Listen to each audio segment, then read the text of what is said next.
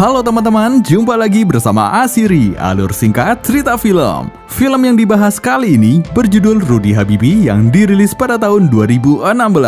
Film ini diangkat dari kisah nyata yang menceritakan kisah pemuda jenius asal Indonesia bernama Baharudin Jusuf Habibie yang kuliah di Jerman, di mana dia mendapat pertentangan dari berbagai pihak karena visinya terlalu maju dan belum lazim pada saat itu. Bagaimana kisah lengkapnya? Daripada membuat kalian semakin penasaran, langsung saja ke alur ceritanya.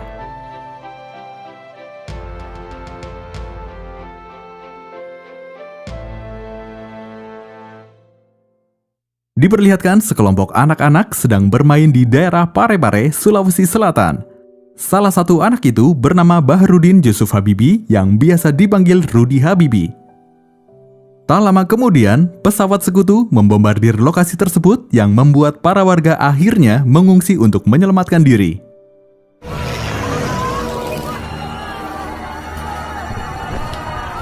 Rudy, kalian ini kemana aja sih? Mas, kamu gila ya? Aku tidak bisa tinggalkan buku dan mekanik.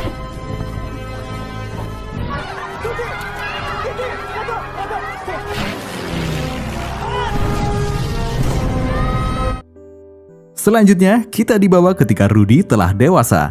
Dia merantau ke kota Aachen, Jerman untuk kuliah di sana. Sebagai mahasiswa baru, Rudy sedang menunggu pastor pendamping bersama Gilbert. Setelah itu, Gilbert membantu Rudy untuk mencari tempat tinggal atau kos. Pada kos-kosan pertama, Rudy ditolak menginap di situ karena pemilik kos tak mengetahui Indonesia, negara Rudy berasal. Guten Tag, Frau Günther. Ich bin Pastor Gilbert, Ihnen aufnehmen aus Indonesien. So ein langer und seltsamer Name. Kita cari yang lain. Ya, oke. Selanjutnya, Gilbert membawa Rudy ke rumah pasangan Belanda Jerman. Pada awalnya, keluarga itu sama ingin menolak Rudy. Kebetulan, si suami yang sedang memperbaiki alat pemanas yang rusak, Rudy lalu berinisiatif untuk membantu orang tersebut memperbaiki alat itu.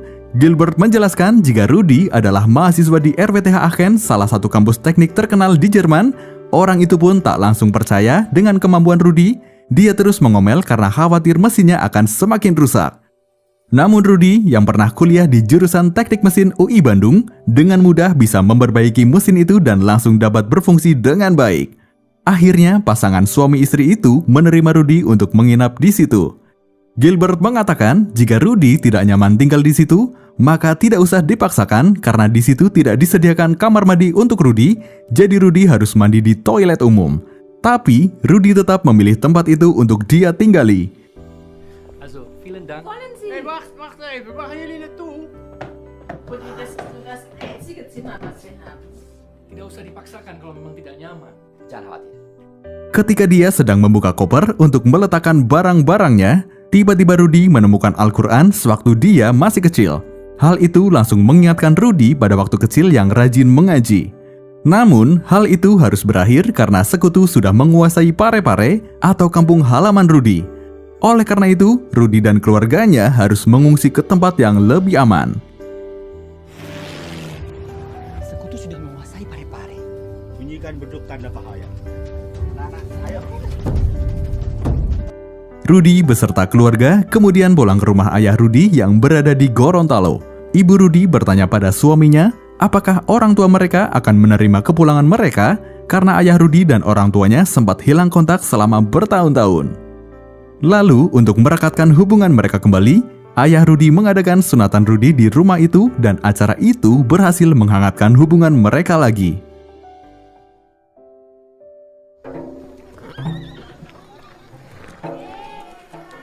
Yakin Rudy disunat di sini. Bukan. Ya begini caranya.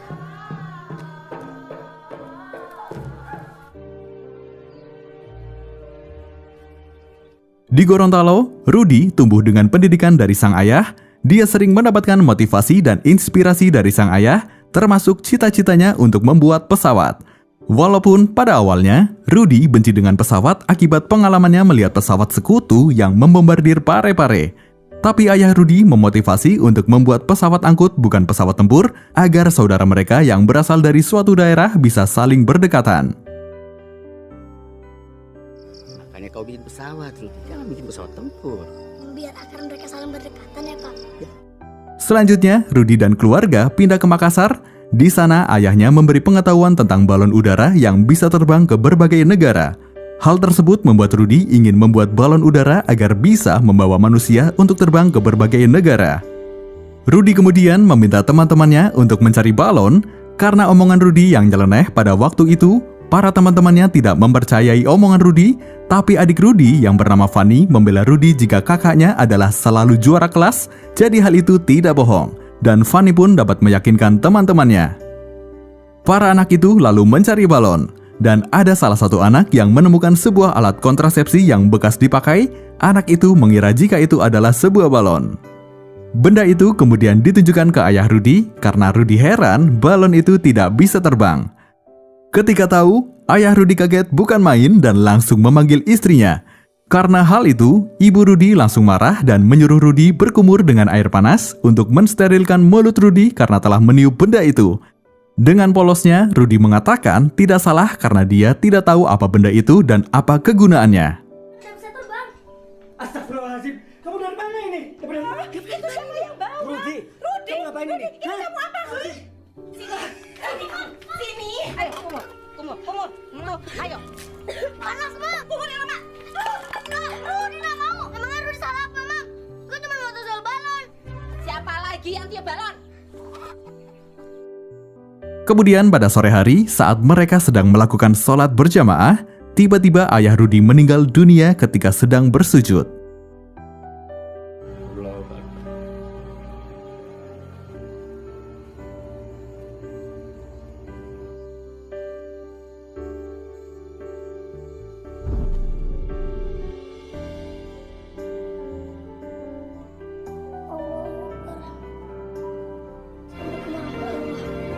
Opi,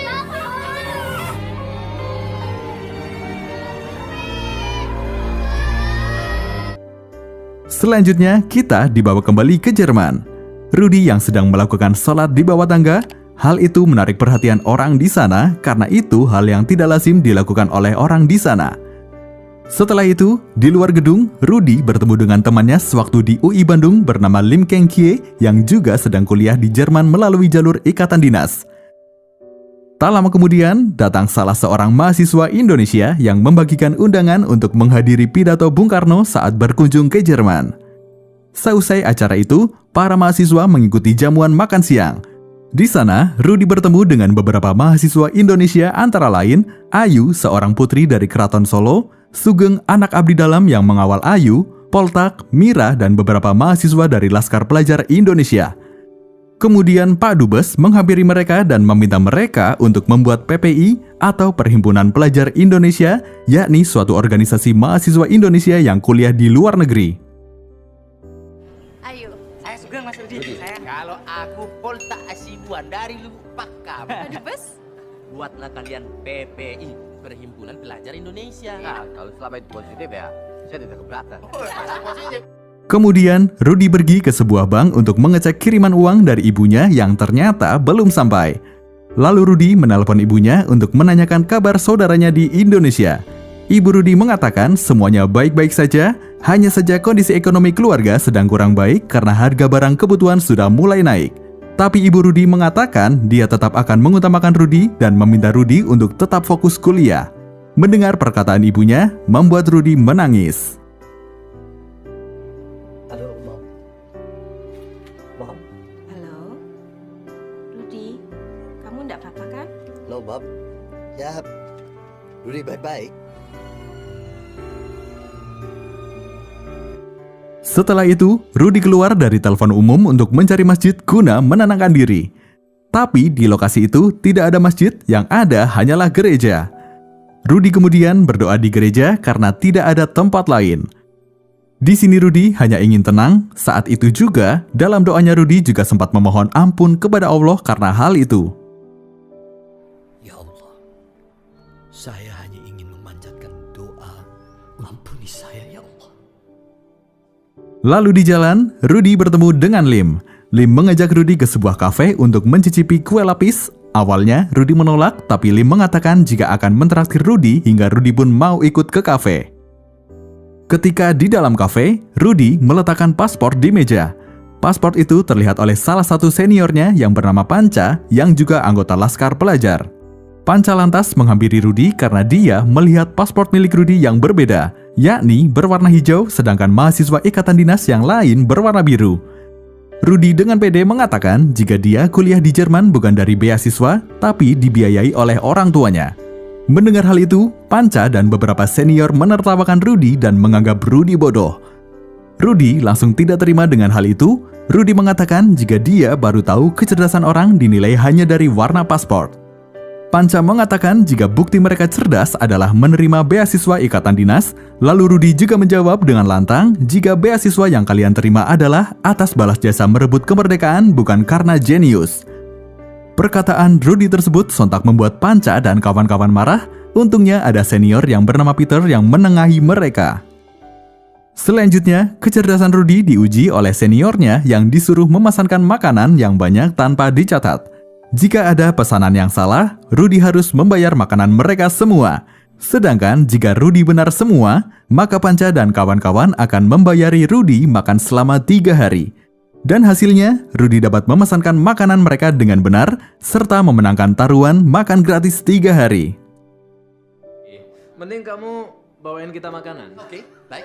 Silakan. Saya kopi panas campur seperempat sus telur setengah matang. Kamu pesan apa, Bung? Sosis bakar, bisa. Minumnya susu. Sudah semua? Oke. Kalau sampai ada yang lupa pesanannya, kamu yang akan bayar semuanya. Bung. Bagaimana kalau saya yang benar? 3 hari, kami yang bayar. Deal. Shoot, Bung.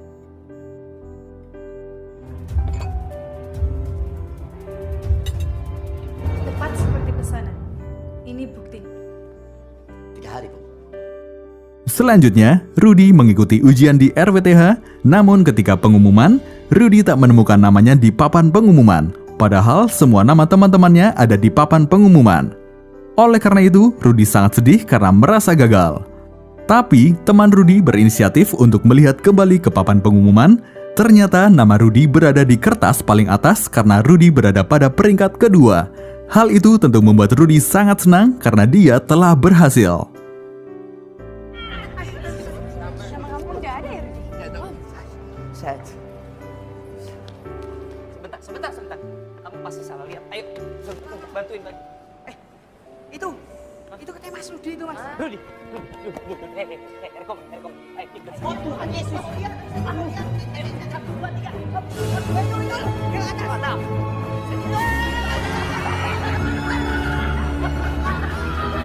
Lalu, saat kegiatan perkuliahan, Rudy diberi tugas oleh dosennya untuk mencari penyebab kecelakaan pesawat. Rudy yang jenius kemudian segera ke perpustakaan untuk mencari literatur mengenai tugas tersebut. Dia mengumpulkan berbagai koran dari seluruh Eropa dan berbagai literatur lain. Dari situ, Rudy menemukan data antara lain kecelakaan pesawat disebabkan karena kesalahan pilot, sabotase, hingga keretakan bodi pesawat atau crack. Tak lama kemudian, Ayu menghampiri Rudy di perpustakaan. Dia membawakan undangan untuk mengikuti Kongres PPI Aachen. Selain itu, Ayu juga membawakan makanan untuk Rudy. Di sini dapat dilihat jika Ayu mulai menyukai Rudy. Ini ada undangan Kongres Komputer PPI Aachen. PPI. Kamu mau ikut nggak? Bukan. Ada fakta dari penyebab kecelakaan pesawat. Dari seluruhnya, ada beberapa hal yang saya tidak bisa temukan solusinya. Kalau saya ikut PPI bisa memecahkan seluruh masalah-masalah ini. Untuk kamu. Calon pahlawan dirgantara dunia juga butuh makan. Kemudian, karena dia tak memiliki tempat mandi di kosnya, Rudy mandi di toilet umum. Ketika Rudy sedang mengantri, dia didatangi oleh tante-tante girang yang menggodanya dengan menanyakan mengapa dia bisa berbahasa Jerman dengan fasih. Rudy yang merasa tidak nyaman, lalu berkata jika ayahnya adalah seorang kanibal dan pernah makan orang Jerman, sehingga dia bisa berbahasa Jerman. Mendengar perkataan Rudy, tante-tante itu pun langsung kicap dan meninggalkan Rudy. Setelah itu, untuk mendapatkan uang tambahan, Rudy mencari part-time job di sebuah pabrik baja. Sama seperti tante-tante di toilet, karyawan asal Jerman merasa heran dengan kemampuan Rudy dalam berbahasa Jerman. Rudy pun menjawab dengan jawaban yang sama, namun rupanya jawaban itu menjadi bumerang untuk Rudy. Karena hal itu malah menjadi olok-olokan orang Jerman. Naasnya lagi, hal itu didengar oleh Panca dan kawan-kawan yang membuat Rudy dihajar oleh Panca dan kawan-kawan karena dianggap mempermalukan bangsa Indonesia di Jerman. Indonesia.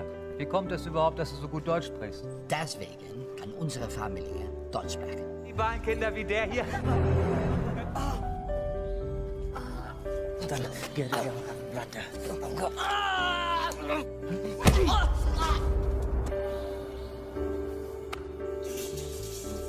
Kemudian saat bekerja di pabrik baja, Rudy terus melakukan inovasi, bahkan dia berhasil membuat pesawat mini serta berhasil menerbangkan pesawat itu dengan bantuan bosnya.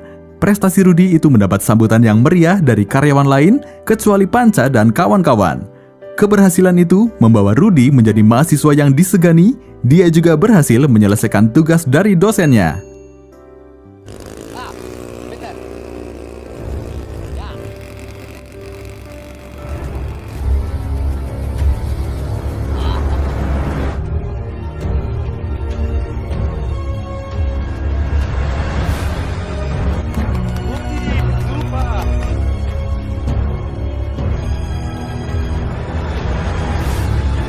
Diese Teil beruht vom Standardmodell. Gute Arbeit, Rudi. Setelah itu, Rudy mulai tertarik mengikuti Kongres PPI, padahal kemarin dia tidak minat untuk berorganisasi, bahkan Rudy ingin menjadi ketua PPI. Lalu pemilihan ketua PPI pun digelar, ada 3 calon yang mengikuti kontestasi tersebut, yakni Panca, Rudy, dan Peter. Setelah dilakukan perhitungan suara, Rudy mendapat suara yang terbanyak sehingga Rudy yang menjadi ketua PPI.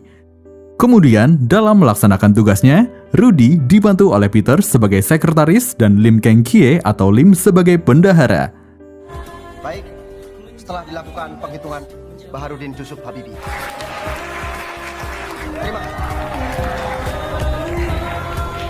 Tapi, kepemimpinan Rudy tidaklah mudah. Rudy yang memiliki visi terlalu jauh tentang pembangunan Indonesia, hal itu belum mampu diserap atau dipahami oleh kawan-kawannya, sehingga dalam rapat diwarnai aksi walkout atau keluar oleh para anggota. Menyikapi hal itu, Lim Keng Kie mengusulkan untuk penundaan pembahasan mengenai visi dan misi serta lebih baik mencari tempat kumpul yang nyaman untuk diskusi. Selanjutnya, Rudy, Lim, dan Peter mencari tempat yang nyaman untuk kumpul dan akhirnya dipilih di tempat konser band Indonesia. Di acara itu, terlihat Rudy menjadi primadona di sana. Begitu banyak wanita yang mendekati Rudy, termasuk di sana Rudy juga bertemu dengan Ilona, gadis Polandia yang kuliah di Jerman jurusan keperawatan. Punya otak cerdas dibagi-bagi. Bagaimana kalau kita belajar di flat? Katanya kamu bisa bahasa Perancis dan Belanda ya? Dulu saya itu sering memakan otak manusia. Dia orang Polandia, tapi sayangnya pamanku bisu. Ini adik saya, ya. Sebentar, saya permisi dulu ya. Terima kasih sudah menyelamatkan saya daripada perempuan yang membosankan itu. Ildona Janowska, Medical Technical Assistant dari Polandia. Ilona ini bisa berbahasa Indonesia karena diajari oleh suster asal Ambon yang merantau ke Polandia. Semenjak saat itu, Rudy dan Ilona sering jalan berdua dan menghabiskan waktu bersama. Sementara itu, di rumah Ibu Rudy mengalami kondisi ekonomi yang semakin sulit. Kemudian datang putri Pak Besari bernama Hasri Ainun Besari. Kecantikan Ainun membuat ibunya tertarik untuk menjadikannya menantu. Lalu, Ibu Rudy mengirimi Rudy surat yang berisi berita tentang pertemuan sang ibu dengan Ainun. Ainun Besari. Oh, putrinya Pak Besari toh. Für mich angekommen? Ya, dort auf dem Fernseher.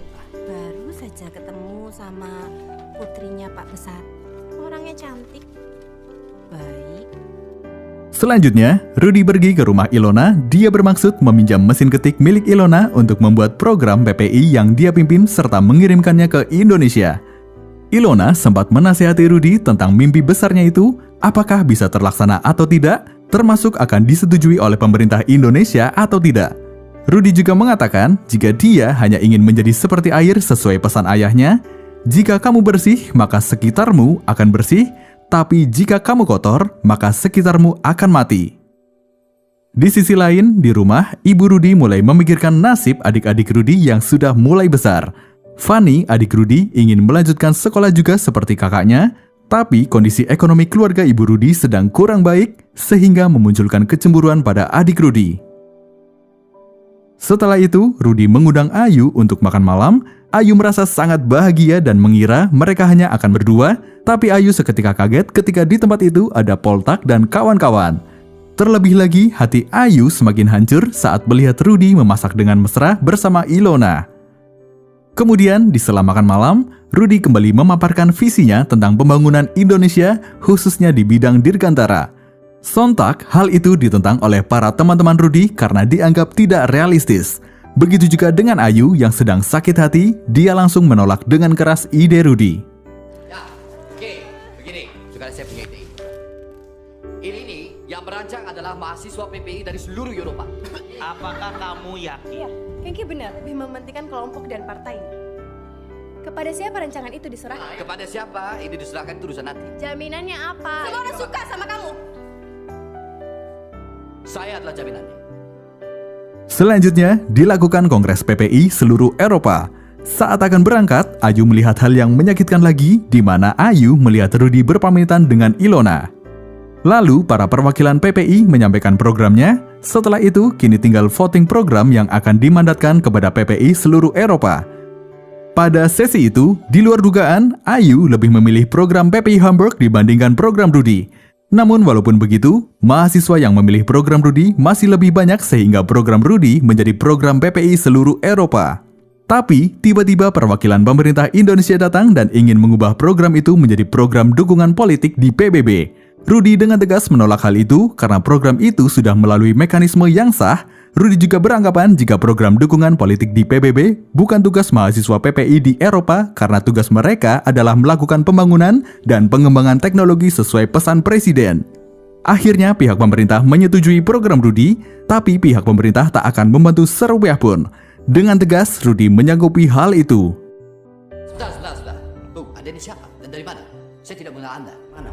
Mayoritas suara mendukung ide Rudy. Semua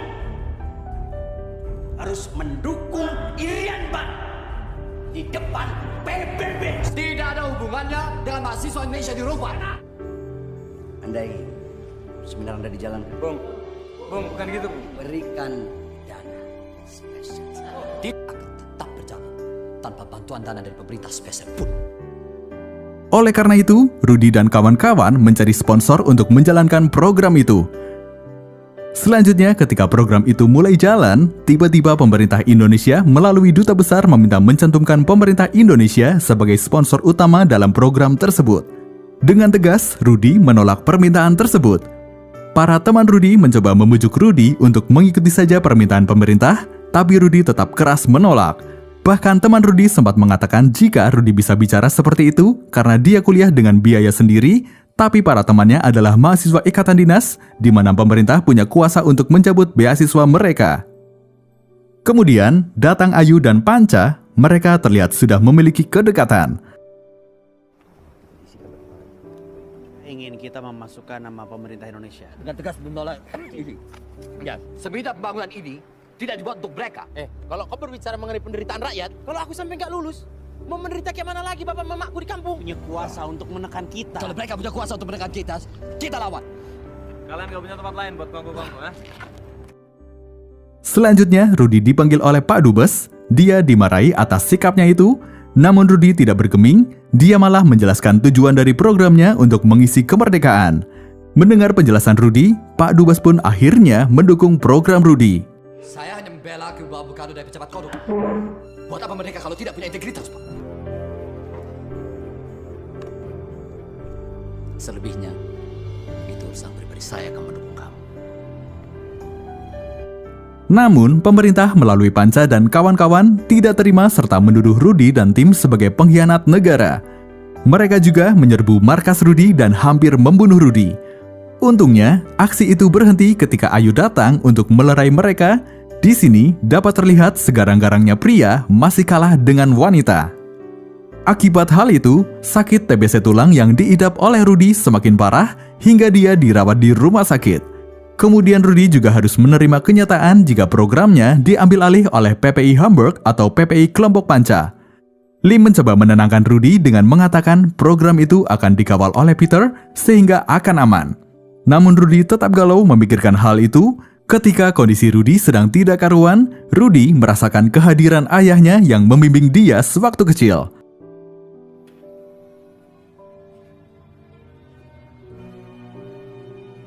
Ingat mata air, Rudy. Mendengar Rudi sakit parah, ibunya Rudi lantas menyusulnya ke Jerman. Setelah Rudi sembuh, Rudi mengajak ibunya bertemu dengan teman-temannya. Di sana, ibu Rudi menanyakan tentang Ilona kepada Ayu dan memintanya untuk menemani bertemu dengan Ilona. Di rumah Ilona, ibu Rudi memberitahu jika Rudi beragama Islam, jadi jika Ilona ingin melanjutkan hubungannya dengan Rudi, maka Ilona harus mau pindah agama dan kewarganegaraan.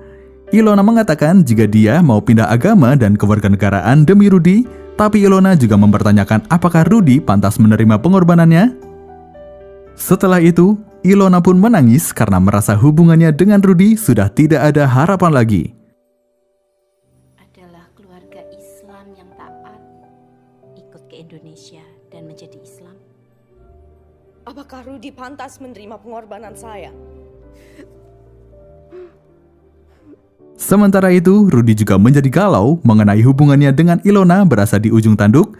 Rudi menjadi tidak fokus dalam melakukan sesuatu.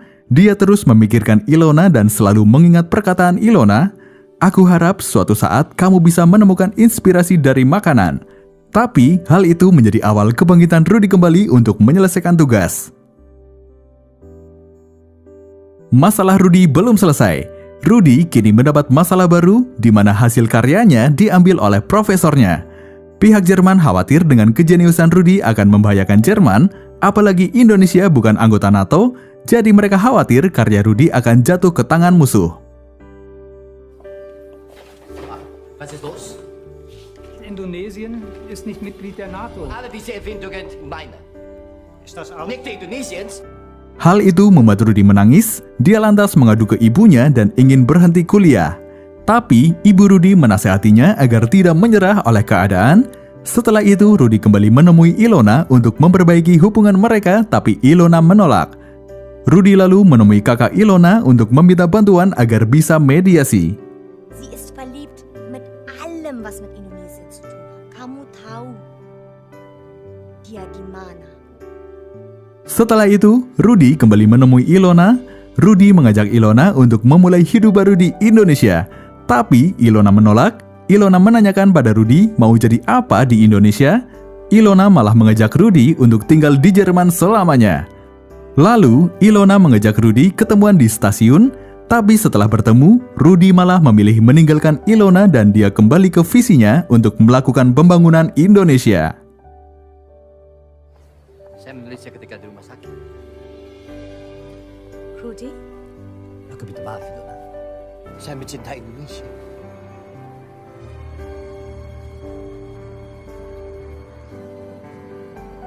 Pada akhirnya, cintaku tidak akan pernah sebesar cintamu untuk Indonesia.